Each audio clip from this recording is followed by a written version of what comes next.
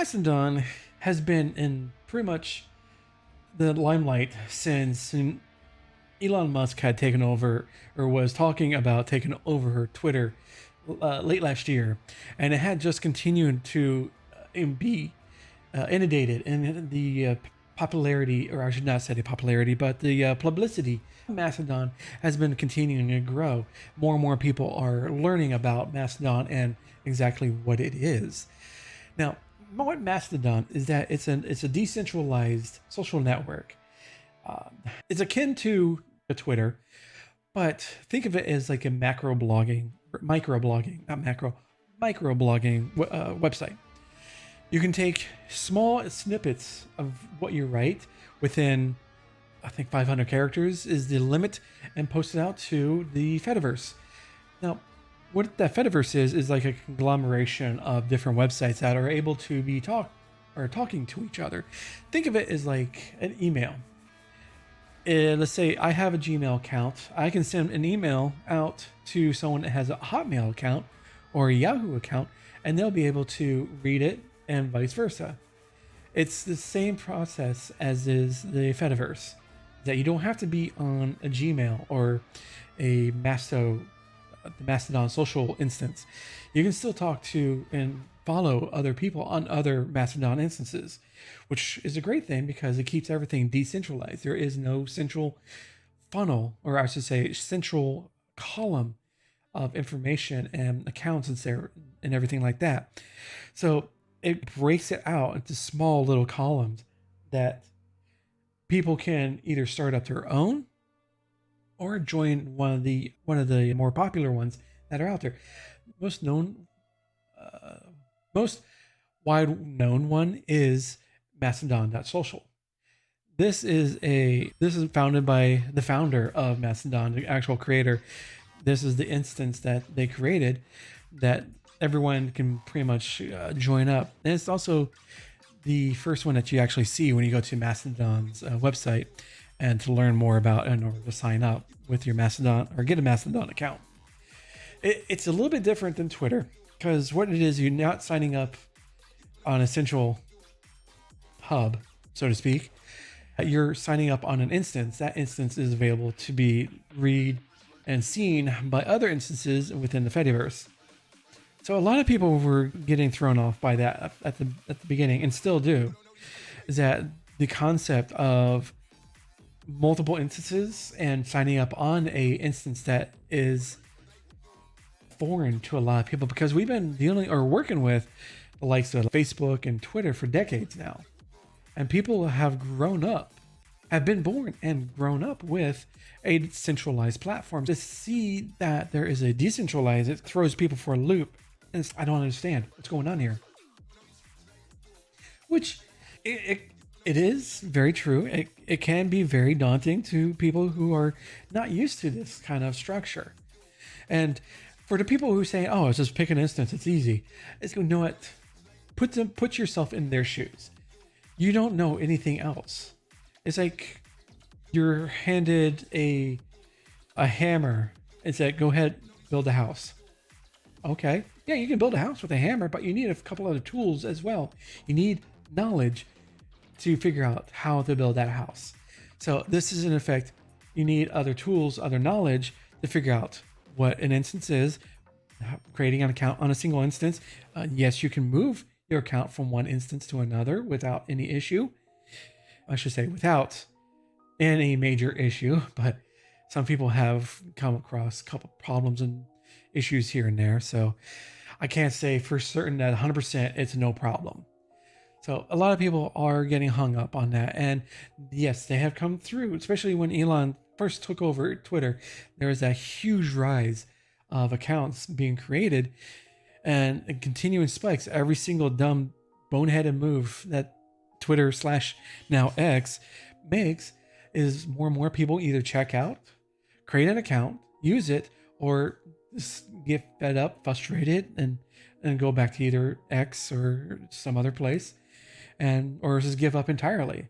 That's another reason why people are getting fed up with Twitter, because they don't want to go back, and they for them, they don't see that there is any other place that they can go to, where they feel welcomed in. So with Mastodon, there is a lot of instances that are dealing with a wide gamut of interest. You have interest from, anime fans, furries, LGBTQ, all the other way to right wing and everything else in between. So it's instances cater to whatever desire or interest that many humans on this planet. I'm sure there's probably an alien instance as well. Somebody had created just for the jokes. They're actually probably not the jokes. They probably think, oh, aliens are here. Let's make one for them. Yeah. So there is plenty of instances that people can check out.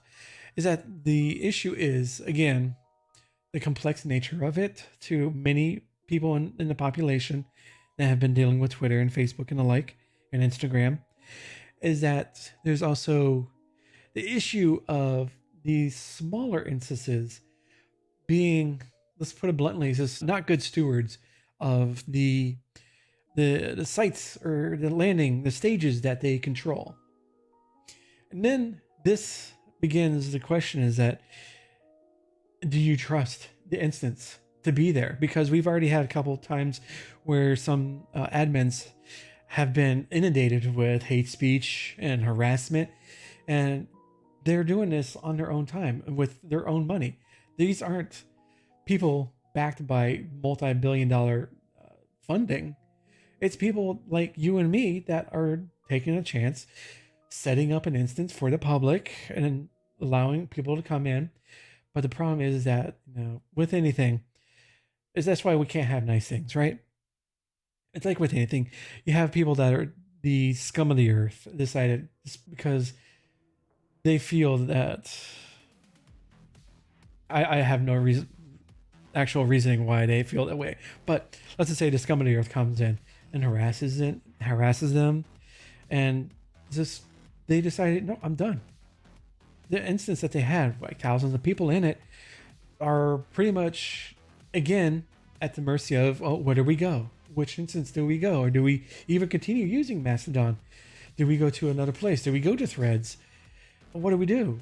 So it's that fact that a lot of people are, I would say, not as trusting of a Mastodon instance as, let's say, Twitter, or I'll call it X.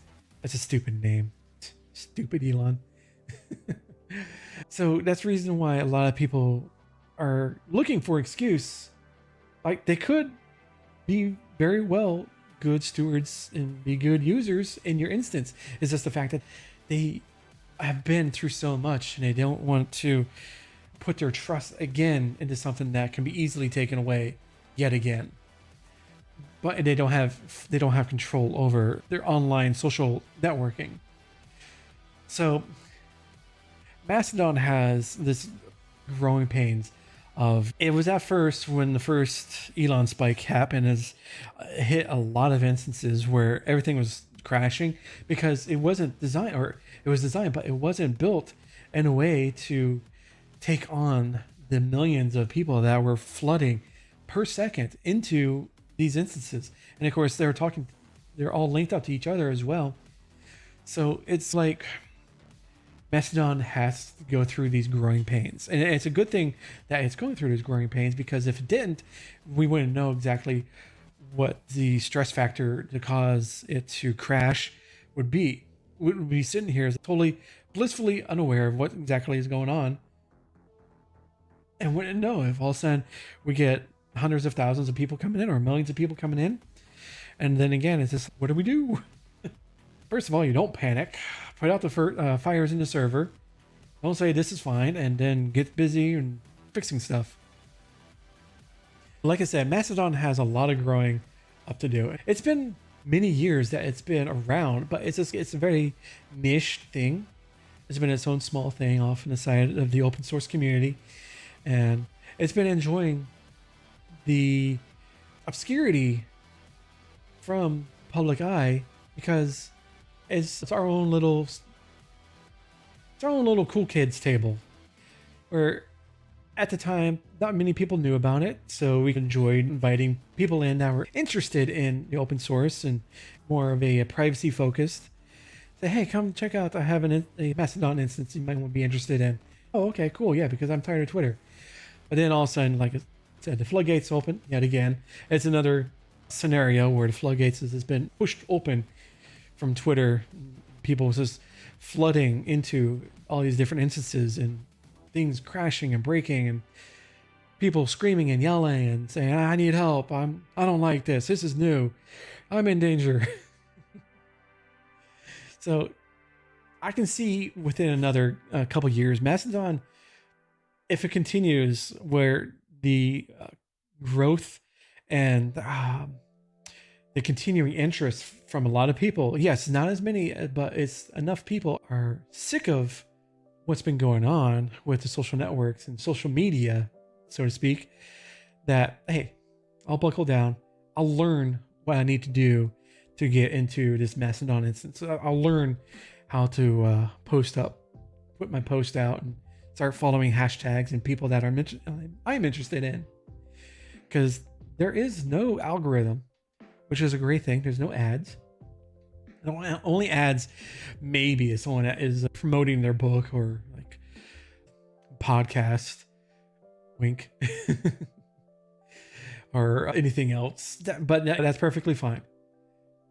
That is just the open social network to get networking with other people that are interested in what your interests are. Let's say if you're like photography, there's plenty of instances out there that are dealing in just photography or photography adjacent. So those are some places that you might want to check out and see for yourself if that is what you're interested in, and you might find a new home. And it sure beats the pants off of Twitter. I guarantee you that. Guarantee. But if you have anything that you want to contribute, if you know any other Mastodon instances that might be of interest to other independent creators or anybody else, go ahead, put them in the comments down below when this video is out. And also hit that thumbs up and a like and a subscribe. And I'll see you on the next video.